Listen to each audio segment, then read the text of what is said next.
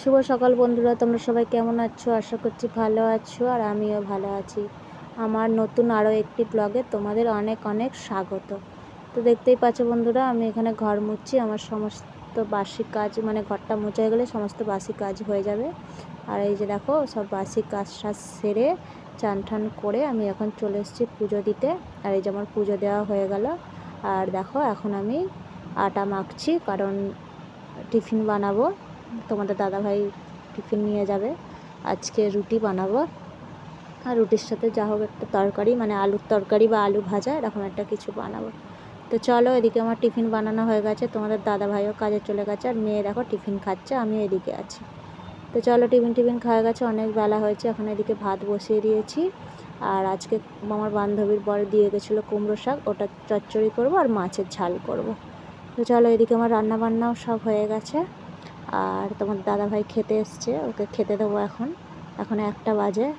তাড়াতাড়ি করে সমস্ত কাজকর্ম সেরে, মানে যা রোদ্দুর পরে পাতকোতলা, ওই জন্য তাড়াতাড়ি করে মানে সকাল সকাল ভাবি রান্নাটা করে নিতে। তো চলো, রান্নাবান্না করে নিয়েছি, ওরাও খেয়ে চলে গেছে, আর আমি এখানে খাচ্ছি, মেয়ে ওদিকে খাচ্ছে। তো খেয়ে দিয়ে একটু শুয়েছিলাম, আর এখন বাজে 5:30। দেখো কত রোদ্দুর, মনে হচ্ছে যেন মানে এখন দুপুরবেলা এত রোদ্দুর। 5:30 বাজে, কেউ বলবে না। মেয়ে চলে গেছে পড়তে, আর আমি একটু বিছানাটা গুছিয়ে নিচ্ছি, তারপর ঘর দোর ঝাড় দেবো। বিকালের যা যা কাজ থাকে তারপর সমস্ত করব, বাসন গোছানো, তারপরে তোমার ঘর ঝাড় দেওয়া, জল ভরা। বিকেলের টাইমে জল এলে রান্নার জন্য জল ভরতে হবে। আর তো চলো, আগে ঝাড়টা দিয়ে দিই। টাইমে 3বার জল আসে, কিন্তু দুপুরবেলা জলটা ভরি না, একটু নুন নুন থাকে ওতে, রান্না ডাল সেদ্ধ এগুলো হয় না। ওই জন্য বিকেলবেলার জলটা ভরি, আবার কোনো সময় সকালবেলাও ভরি। আর এটা হচ্ছে বাড়িয়ালি দিদির ছেলে। কালকে আমাদের মানে বুদ্ধ পূর্ণিমা থাকা এই বাড়িতে কালকে সত্যনারায়ণ সিন্নি দিয়েছিল, ওই জন্য ওরা সব ওই বাড়িটায় আছে। ও বাচ্চাটা আসছে। আর মন্দিরের ওপরে না, তোমাদের তো দেখিয়েছিলাম যে এই বাড়িতে একটা শিব মন্দির আছে। তো এই মন্দিরের ওপরে একটা কুকুর শুয়ে আছে। তো আমাকে এসে বলছে, মানে সেরকম এখনও কথা বলতে পারে না, আমাকে তাও বলছে ডগি, দেখাচ্ছে বাইরের দিকে তাকিয়ে। আর দেখো এত রোদ্দুর, মানে রোদ্দুরের জন্য ওর মুখটা ভালো করে বোঝা যাচ্ছে না, ঝাপসা হয়ে যাচ্ছে। একবার করে আসছে, আর আমার সাথে কিছু না কিছু কথা, মানে কিছু না বলছে, খালি বলছে ডগি। আমি বলছি বাবু কিছু বলবে, এরকম আমার সাথে কথা বলছে।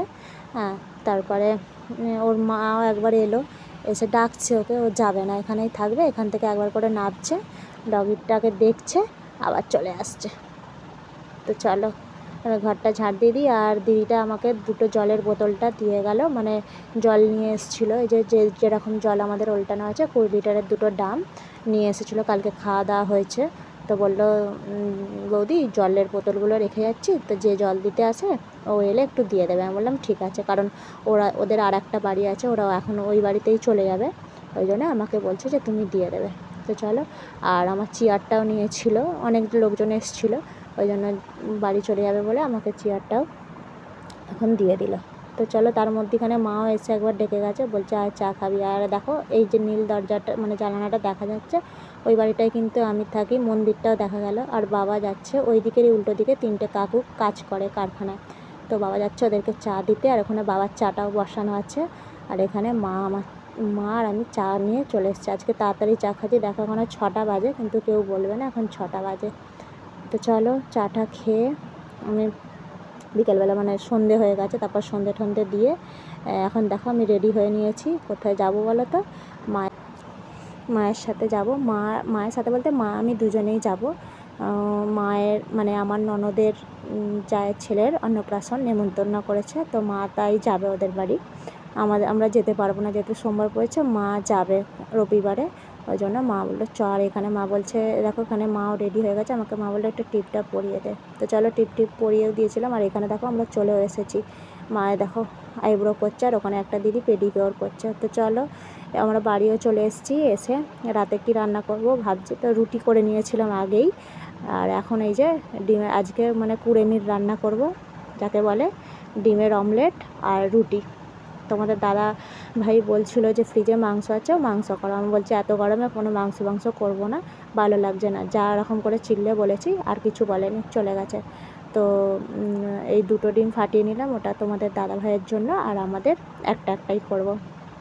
ও তো আর একটা ডিম মানে ভেজে দিলে কি আর 3-4 ধরো 5টা রুটি খাবে, এটা কি খেতে পারবে?